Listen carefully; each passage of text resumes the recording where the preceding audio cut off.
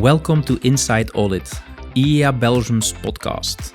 I'm Cedric Hamakers and today we're going to talk about cybersecurity. According to research from the Flemish government, 1 out of 8 companies was a victim of a cyber attack in 2021. Cyber attacks are getting more and more frequent as well. One of the most known examples was the city of Antwerp that was hacked at the end of 2022, leading to several weeks and months of IT outages and hackers threatening to expose personal data of thousands of individuals. Cyber and data security is the number 1 risk according to the 2023 Risk in Focus, and the rest of the top 10 risks are not even on the Finnish photo. What makes this the biggest risks of all, and what can companies do to mitigate those risks? More questions than answers to start with, and that's why we invited 2 industry experts today. Jacob Mareen from Thornton and Jan de Bondt from Orange Cyberdefese. Jacob has almost 10 years of diverse international and relevant experiences in identity and access management, security, risk, compliance, and privacy. He describes his own work style as a balance of structure and responsibility with an eye for the needs of others. And Jan de Bondt is a seasoned security professional working on business-related information security challenges. His business background, combined with a broad insight in information security, forms an excellent basis to lead, engage, and communicate with people across different skills and divisions. Welcome, Jan and Jacob. Jacob, when we met a while ago, you described yourself as someone who can talk with the techies, but not quite the one that could do some penetration testing. So how would you describe your experience with today's topic? I think my experience with today's topic is mainly governance focused, organizationally focused, policy focused. So like you mentioned, we can talk with the techies. I understand what they're talking about. I know what they're doing. Don't ask me to do a pen test. Don't ask me to do technical assessments. But I know what's going on. I can translate the technical aspects to business aspects. I'm that in-between person between the techies, the ethical hackers, hopefully, and the business. Excellent. And what kind of projects do you work on? Oh, that's a very broad question, just because we do so much. So we tend to do end-to-end cybersecurity. It's mainly focused on maturity assessments, capability assessments, moving to cyber strategy, roadmap definition, and then, of course, helping the organization translate that roadmap to tangible and pragmatic results. Okay, an excellent first guest in today's podcast. Then Jan, in your bio on LinkedIn, it says you want to limit the business impact of a cybersecurity incident by continuously improving your client's cybersecurity resilience. What does that entail concretely? Limiting the business impact, the majority of the companies today, they really don't know how to handle an incident, a cyber incident at this moment. They've already talked about or discussed, let's say, risks, but then more from a financial point of view. And at this moment, when a cyber incident basically hits the fan, how should you react? And this is where we come in and help them in, what are your current processes? Do you have processes? Did you already test them? Did you train your people to handle an incident? And this is, let's say, should be part of a larger crisis management exercise within your company. Welcome again, and I'm happy to have you here today to talk about cybersecurity. As a layman, it feels like the list of legislation around cybersecurity or that has a link with cybersecurity is endless. Jacob, maybe you can help clear things up for us a little bit. Which legislation is out there and what should be on top of our minds? It's a very non-exhaustive list. I think the most recent one, or the one that gets the most attention, will be the NIS2 directive, European Directive on Network and Infrastructure Security. But everyone still remembers GDPR 5-6 years ago, the big hype, everyone needed to be compliant, has a very big security, technical and organizational measures aspect on it. There's recently DORA, which has been launched on digital resilience for financial sector. There's so much. It's a never-ending story. What we see also from a Belgium and also from an EU perspective is that every single legislation that's relevant for organizations is pushing in that cyber aspect, that security aspect, that resilience aspect. Are there any common grounds between those different frameworks and different types of legislation? Yeah, luckily what we see is that, especially with the NIS and GDPR, as a common baseline, they are all, let's say, based or inspired by either the ISO 27000 family or the NIST, the American counterpart. And basically what they do, or what we see, is they add additional controls or layers on top of, let's say, the existing frameworks, which makes it kind of, if you do a deep dive within those frameworks, you can filter out the common ground and then try to establish, let's say, for your own sake, and because certifications is not always required from a legislative point of view. That means that you basically can decide for your own company, your own tire, proportionate towards your organization. You can choose your type of framework that best suits you. I think indeed, if I can add on that, that's also an advantage in today's market. There's little you can do wrong by choosing any relevant framework because they're all built around the same foundations. It's all about identity management. It's about incident response and business continuity, training and awareness. You can't choose the wrong one. It's just the accents are a bit different. The maturity is a bit different. The depth is a bit different.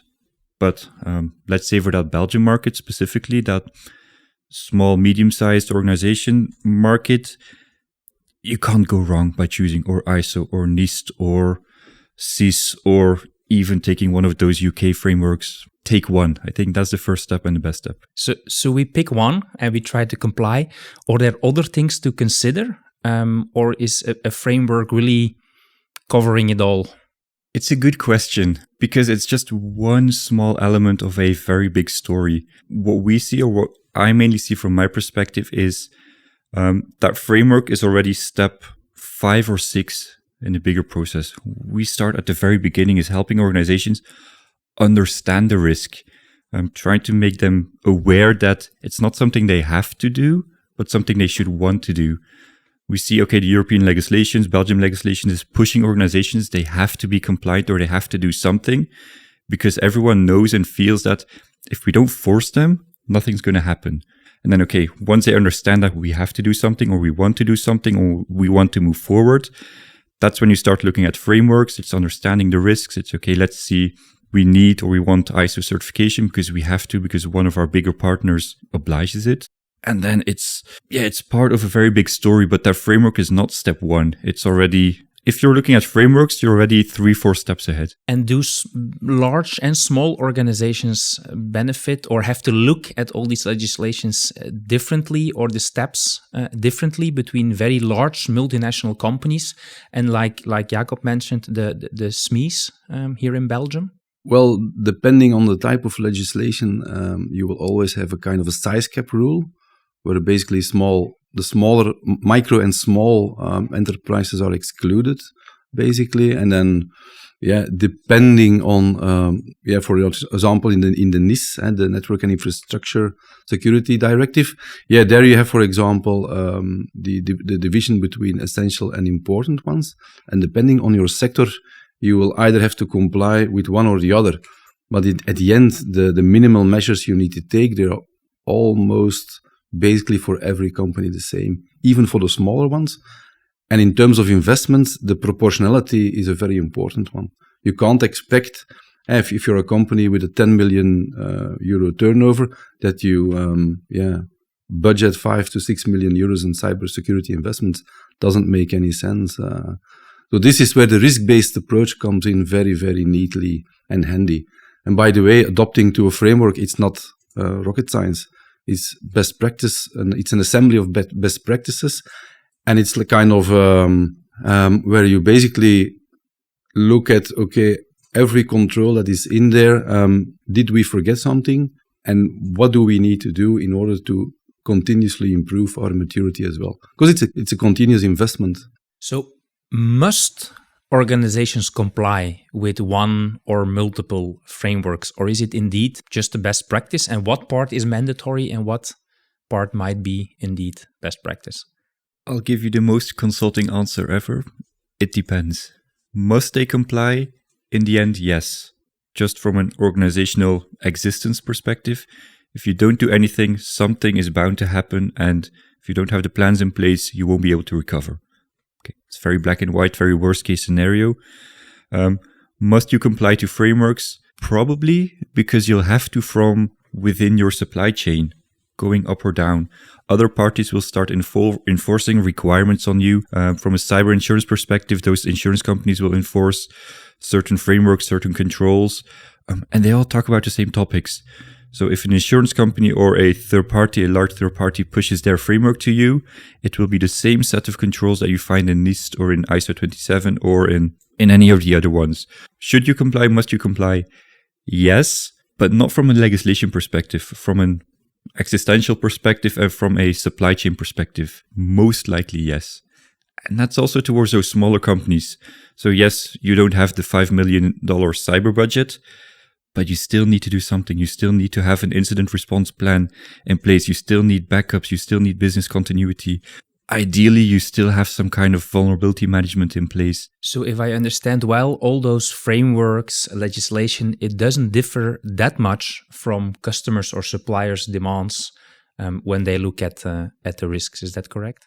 Absolutely. And also what is very helpful, and this is something that we see now regularly popping up in the legislations, is the emphasis on the director's liability. So that basically the board needs to be aware about the cyber criminals, about cyber incidents, and that they need budget and they need to give the necessary responsibility and the means towards IT, but also to the business, so that basically companies can get, let's say, grow in their maturity, in their cybersecurity resilience state. You both see a lot of organizations from your role. How would you assess the current maturity of the Belgian companies towards cyber risk? It depends a bit on the sector. Sectors who are at this moment already regulated one way or the other, like the chemical, pharma, the medical industry, they are, let's say, already quite mature. But in some cases, it's only from a checkbox perspective. So yes, we did a couple of stuff, but we really don't exercise it. From the other sectors, the moment that we see, for example, that IT is not considered as a core business, then the maturity in terms of cybersecurity state tends to be very low. Yeah. Then they need to do a catch-up. So that's also why regulators are stepping up, because they see from a natural point of view, they're not going to invest in it themselves. So they need quite some push in order to realize their cybersecurity state. It's a sensitive question because we don't want to offend anyone, but I think indeed maturity is low. We have to be blunt, very blunt. It's especially if you compare to other countries like UK, Netherlands, Luxembourg, maturity is just low. It's not good. Is it that Belgian mentality of people thinking it's not going to happen to us? There's no answer to that, but it's not okay. And that's why we see Europe pushing legislation, Belgium pushing legislation, Flanders doing those initiatives of trying to increase maturity and almost having a cry for help and a plead for please do something because it's really necessary and it's going to happen. We see it on a daily, weekly basis that attacks, incidents are happening, companies are being impacted. And yet still we see that feeling, that sentiment of, okay, but it's not going to happen to us and it's our neighbor who's going to get hacked, or we don't have time, we'll first focus on operational investments. Because, and it's that very classical statement, it's not if, but when something will happen. And that's very applicable to the Belgian market. To give you a concrete example, a couple of weeks before the actual Russia-Ukraine conflict started, our cyber SOCs at the cyber security operating centers, they noticed an increase of attacks arising from Russia towards not only Ukraine, but the rest of the Western world. So this is basically the first time in history that an actual conflict, a war in real life, started in cyberspace. So for those of the listeners who are not already convinced that cyber incidents happen, and it's not a question indeed of if, but when, this is, I think, a very practical example of what are we facing at this moment. Cybercrime is now considered as being the third largest economy worldwide. there are more people on the offense side and on the defense side. Don't want to exaggerate as well, but at least a kind of common sense of urgency is now, and it's getting better at this moment.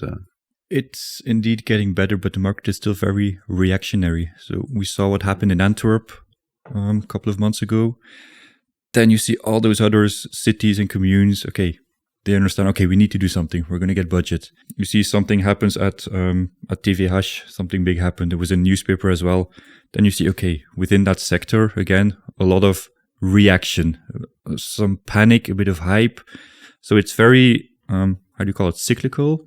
It's something happens, companies react to it, see, okay, well, we can use these budgets to spend on something else. Let's wait until something happens. And then again, we have that wave that goes up and down. For many companies, an incident needs to happen first before they react. I think that's a conclusion. It still feels like a far from my bed show for a lot of companies. And then it's not just the responsibility of one person. There are different roles in an organization, different responsibilities within an organization. Can you elaborate on that a bit more, what the different roles and responsibilities are within an organization? I think the textbook answer is that cybersecurity is everyone's responsibility. Not of one person, not of the CISO, not of the CEO, not of the IT manager. It's everyone's responsibility to acknowledge the risks and do their best effort to keep the organization safe. Main roles, of course, IT itself, depending on the size of the organization. I think from our perspective, we're more focused on that mid-market. Board responsibilities, they need to understand that risk. It shouldn't be seen as a cost. It should be seen as an investment into the future of the organization because it's necessary to keep it up and running. I think, Cedric, for you, most relevant also from a controlling perspective, internal audit, risk management perspective, it's their responsibility to push and to trigger the rest of the organization to understand those risks and to mitigate those risks. What role can or what role should internal audit play within an organization? It's a very good one, because what we see even for the larger companies, risk management is, in 90% of the case, is financially based. It's company-based, it's business-based, and cyber risks are, to bluntly say it, it's a problem of IT. They just push it away towards IT, mainly due to the fact, my humble opinion, is that most of the risk managers residing in a company these days are more business risk managers or financial risk manager, and they don't have any IT background, so they don't fully understand the risk, and that's also where the translation problems lies towards the boards or senior management. So there's still a huge work in terms of education that is necessary. And this is where people like Jacob and myself can do the translation and help them basically bridge the gap between business and IT, also in terms of risks. And then you see that you can start, let's say, working together. So there's a lot of building bridges necessary for the sake of a company at the end. Because otherwise, you still work in silos, and then this is something cyber criminals really like. So I hear there's a crucial role for internal audit to be that translator between the technical guys and the business and the risk managers within a company. Yeah, well, I think if I can complement on that as well, I think there's also a role in shedding some clarity and some light in the complexity of all the different frameworks and requirements a company has or needs to comply to. We had a discussion in the beginning of we have DORA, we have NIS2, we have GDPR, we have specific control frameworks pushed from all those organizations. I think it's not the sole responsibility of internal audit, but a key role of them is to help an organization understand that all those controls are very similar. They have some specific aspects, but to help the organization, help the IT team as well find the correct mitigating controls or mitigating measures to those controls and to those risks, and shed some light on it, because we see it so often. A smaller company is working for 3 or 4 big organizations in Belgium. Every single one of them has their own control framework, and they just push it and say, you have 3 months to be compliant or you lose our contract. And then it's panic. Because, okay, no, what do we have to do? We don't understand this. And then, oh, no, we also got this from another company. And then we also have now NIS2 that we need to comply to. okay, how do we bring everything together? How do we optimize those controls? Again, it's always the same. It's trying to simplify everything. And that's, I believe, a key role of the internal auditor to help the rest of the organization understand that and mitigate that. If I may comment, if you look at regulations and the knowledge about regulations within a company, it's very poor at this moment. And this is due to the fact that most of the legal counsel that resides within a company they are specialists in contracts and not in regulations. So, and this is a major problem that we see. So companies will face sanctions from a proactive point of view and not from a reactive point of view, which is with GDPR the case. But it's also a mentality change that we see, hopefully, for the better good. No, I think that's a very good point, is that we're discussing how to comply to frameworks, but indeed a lot of companies don't even know that they have to comply to frameworks just because they don't know it exists, or they don't believe that they are, or they fall under the scope of that legislation. So that's as big of an issue as trying to comply to those specific frameworks. Jan, you mentioned that current risk management in organizations is often focused on financial and operational risk and not necessarily on IT risk. Is managing IT risk then so significantly different for those risk managers, or is it just unknown to them and they don't know how to handle it? They don't know about the risks. They don't know the ins and the outs. It's not that different from other risks, then it's just another type of risk.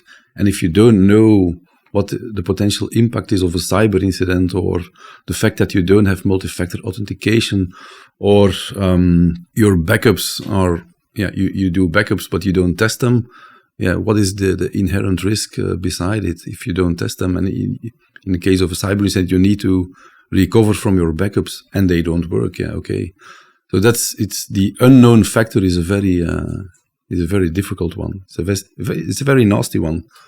And then, of course, there's a need for investments later on, let's say, to mitigate the risk, because you can't accept them all, unfortunately.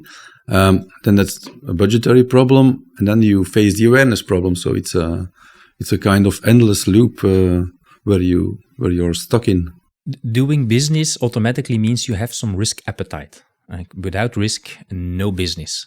Are there different levels of risk appetite acceptable within cyber risks, or are there a few areas where zero risk, like for example with personal data, should be accepted by the companies? It's a good question. I want to be careful how to answer this one, but I think there's always room for risk acceptance.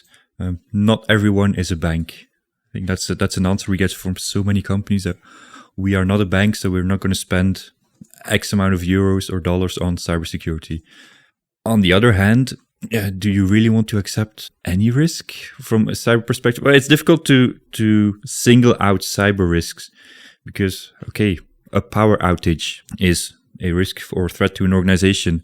Does it come from a cyber attack, a cyber incident, or is it just someone who pulled out the cable? So it's difficult to pinpoint it to cyber risks. But I think the most important aspect is for organizations to just understand the risks. And how likely it is to happen. It's a standard risk exercise, likelihood and impact. Impact can be calculated, becomes a financial number, and then you're just in the boardroom discussion of how much money are we going to spend. It's trying to understand those risks, but also not trying to sell fear. That doesn't help, because that just leads to panic reactions or very short-term reactions to a spike in investments, and then nothing happens, and okay, money is moved to other areas. People really need to understand that the risk is there and they want to mitigate those risks. So it's not a sprint, it's a marathon. Maybe better to compare it to ultra runners.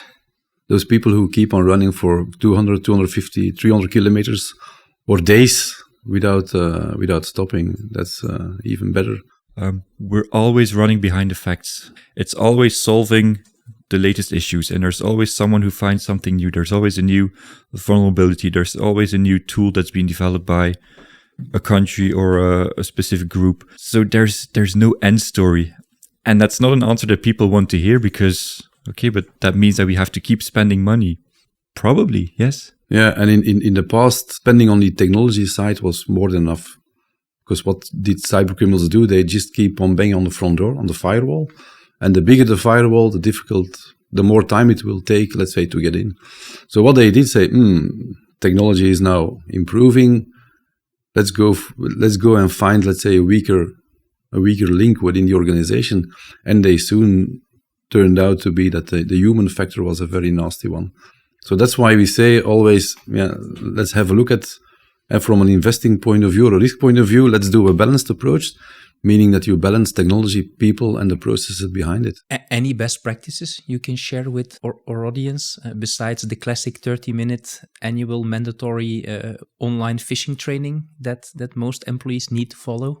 We always advise, start with your incident management capabilities.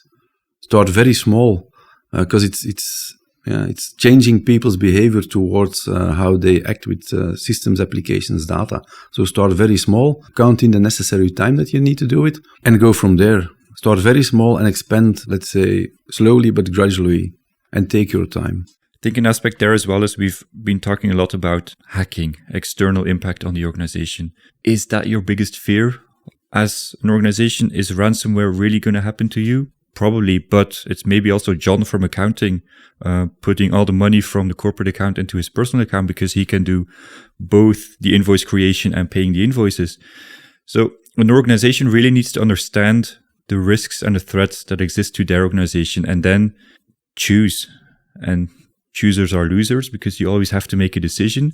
But I think, and that's my personal opinion, is let's focus on the people aspect first. I believe that the insider threat within the organization might be bigger than script kiddies or external groups trying to attack you. Does it make sense for an organization to have a cyber risk insurance? It depends. I'm also going to offend quite some cyber insurance companies by saying I don't believe in the added value of cyber insurance. I think there are companies who could benefit from it, but my personal belief is that they could invest that money that they pay on fees into increasing maturity. You just need to look at, does it make any sense for my company or not? And by the way, test it from an anecdotal point of view. We once had, where we did a tabletop exercise, a simulation exercise of a ransomware attack. And we asked the question, Mr. Company, do you have a cyber insurance? Yes. Did you test it? Did you dial the number? And no, we didn't. So a couple of weeks after, they called me back and said, Jan, we tested it. I said, okay. And how was the experience? And they said, it was quite funny. Funny between brackets. I said, we called the number, and basically somebody picked up the phone and said, hello, how can I help you? We have a cyber incident. Okay, please hold on, sir. I will have one of my colleagues calling you back. 3/4 of an hour later, somebody called back and said, hello, this is travel insurance. How can I help you? And he said, it was quite funny. We found it hilarious. But if you have a real cyber incident, it won't be that funny anymore. So for some companies, it is a value add, but like in many things, it depends. Indeed. It depends, yeah. All right, excellent. That brings us to the end of this podcast.